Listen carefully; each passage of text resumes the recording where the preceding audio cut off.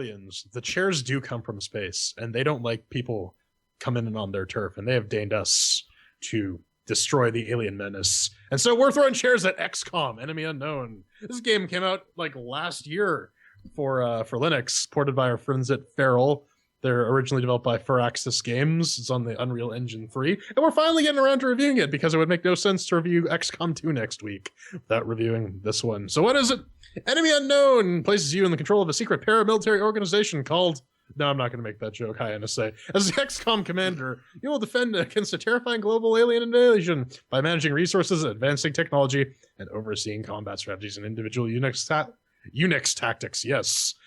And, of course, full disclosure, Feral gave us keys long time ago in a galaxy far away. So let's kick off the chair acquisition. 1 chair means that it's garbage. 2 chairs means that's meh. 3 chairs means that's pretty good. And 4 chairs means that it's come from the stars to take us home. We also have our categories of doom mixed with the working shiny sounds controls and boom. So let's kick this off. Then, does it work? Over here, Brother Svang, on the Ubuntu 1404 LTS 8150 980 powered 4K displayed box of the business. How does it run? Well, it runs pretty damn well, Brad. I'll tell you that. I really have only played this at 1080, so I can't tell you it runs at a, UHD 2160. But at 1080, with everything on Yellow Swag plus a Dorito, it holds a steady 60 FERPs plus minus 10 depending on the action sequences that are going on. No other issues, no spike crashes, nothing to report negative on. So we'll give it 4 chairs out of the box, Oregon.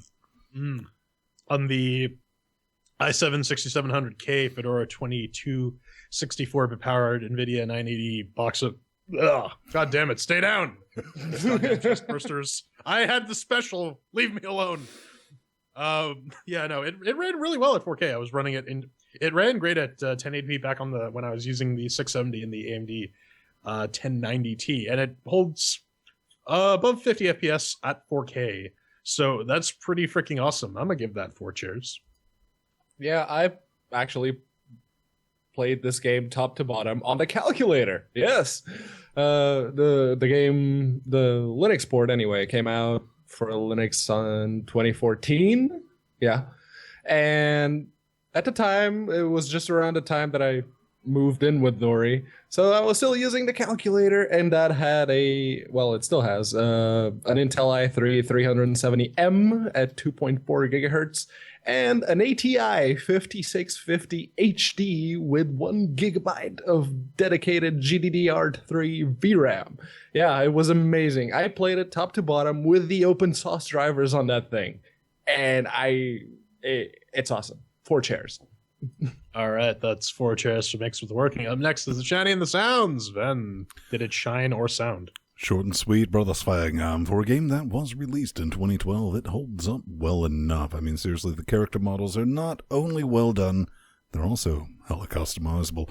And you think to yourself, that's an important feature that will save you time from cycling through your squad looking for that one fucker with the arc zappy thingy that you'll learn about if you want to play this. And the transition from the Fox isometric 3D to third-person shooter looks neat, and it genuinely gives you a good look at the surprisingly detailed environments. But all that said, those environments, they kind of vary from dark cities, good movie by the way, to dark deserts, that's racist, and all the way to the ever-elusive dark interior of Building X.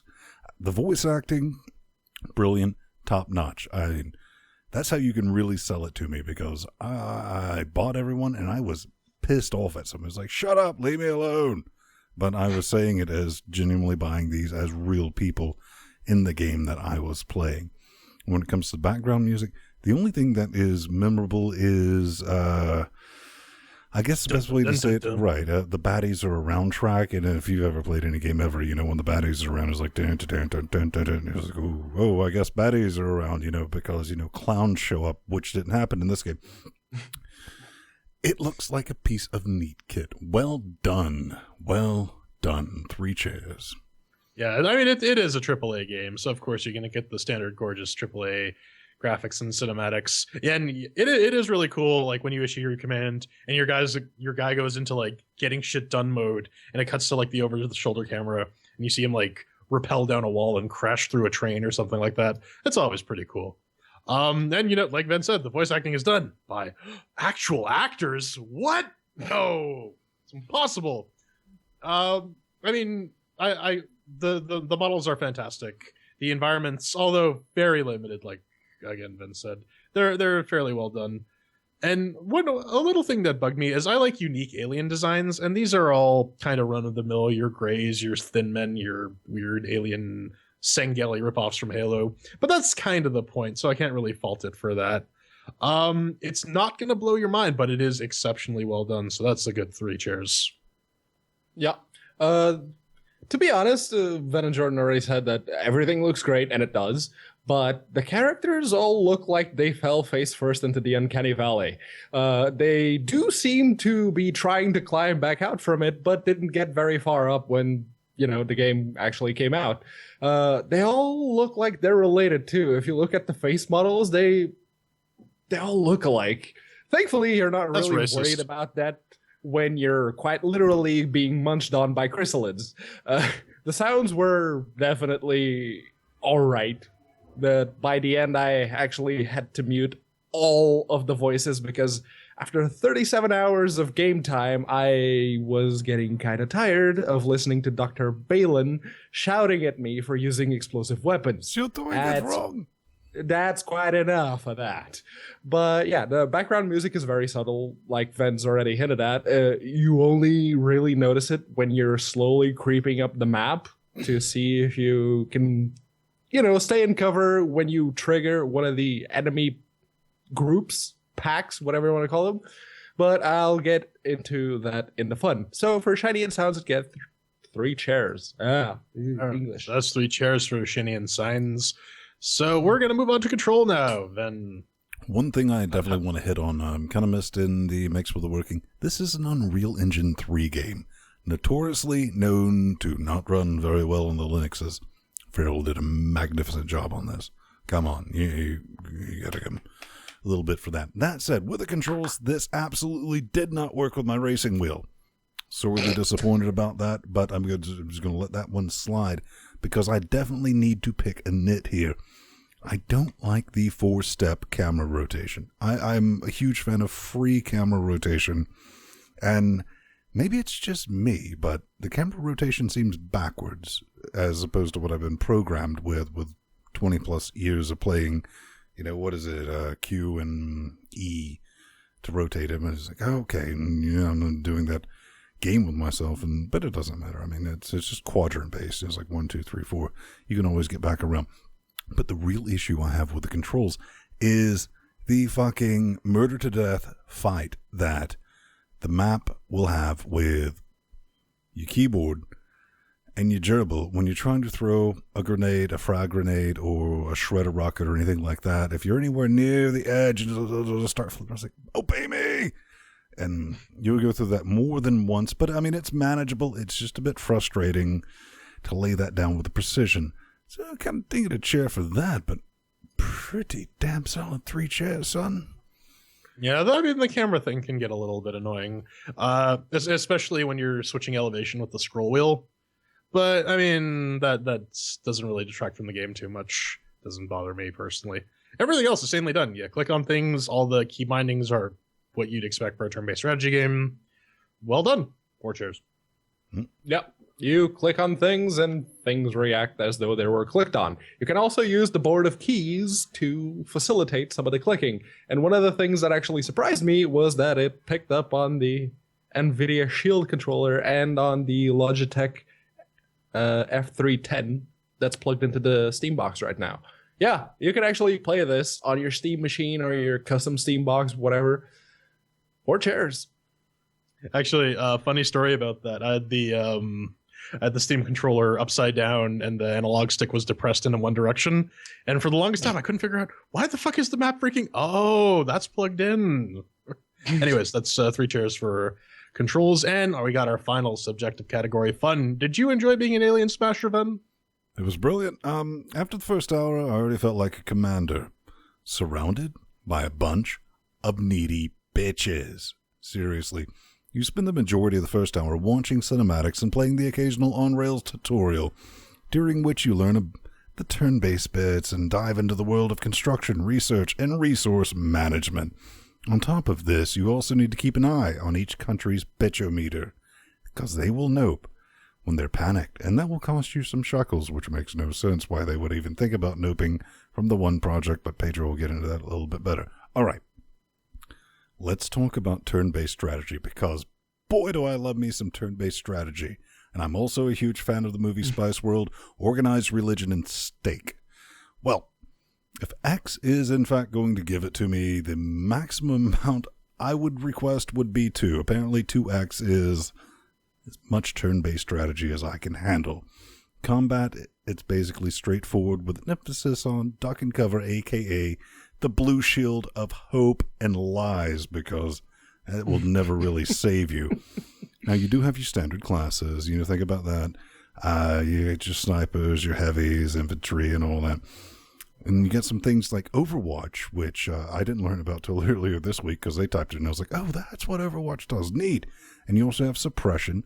It kind of mixes the game up just a bit. But at the end of the day, take that shot. I did rather like it. Hell, 6 hours in, and I'm about to unlock fuck-mothering robots. Yes, I'm going to go back just to do that. And speaking of that, it did bring out my inner sociopath by allowing me to build up a team, care for them, and use them like the meat shields they were. The only thing I'm going to ding it a chair on is for the amount of time spent waiting for the alien AI. It's redonkulous. She's like, what's going on? Pause. Oh, then they start moving and it's half the time off screen and all that. And sometimes when you get back to the base, that can get jacked up. I had to revert to a save game because it just flew off into Netherland that I couldn't get back to the actual screen because I was being just a little bit too fast for it. And I guess if I have to put a bow on this, P.S., how the hell do you keep missing? 99% chance. Shots. Fuck you and fuck the world, but 3 chairs well deserved. Funnily enough, I've actually been in a D&D game where there were out of like a 100% chance, there was like a 1% chance someone would pull it off, and they did. So that shit does happen, but not as reliably as what happens in XCOM. But it's a good old tactical turn-based squad shooter. It's one of the easiest game to compare this to would be Massive Chalice, a game we've already reviewed before. One of the nice things about this game compared to Massive Chalice is that your guys don't grow old and die, making all that time you invested in them completely fucking moot. But yeah, keeping them alive is a bit difficult because you got to keep them covered or else they will just outright get killed. And you do get attached with them. I equipped all my little dudes with hats who have ranks now, and every time they die, I get sad that there's one less hat on the team. And I mean, it is what it is on the tin. A turn-based tactical shooter, and that just steals hours away from your life. I was playing this before we got on the call to record this show, and I'm like, God damn it, Ven, shut the fuck up. I'm trying to finish this mission. Fine. Yeah, hours will melt away playing this, and that is a good thing. Don't start playing it unless you have a couple hours to spare. There's a little fucking around with the tech trees, and there's lots of potential to make the wrong decision that will screw you over in the long run, but that's part of the fun, and you can always save scum, and you should save scum constantly. Always. 3 chairs. Yeah, this is the one game that made me actually want to save scum. I managed to get all the way through it without having to resort to that, but it makes you want to. I like this game. I like it a lot. It's really hard to keep countries from leaving the XCOM project, and it makes no damn sense either as to why they'd actually want to leave the XCOM project if they're getting, panicked. Why are you pulling support from the one chance you have against technologically superior aliens? Yeah.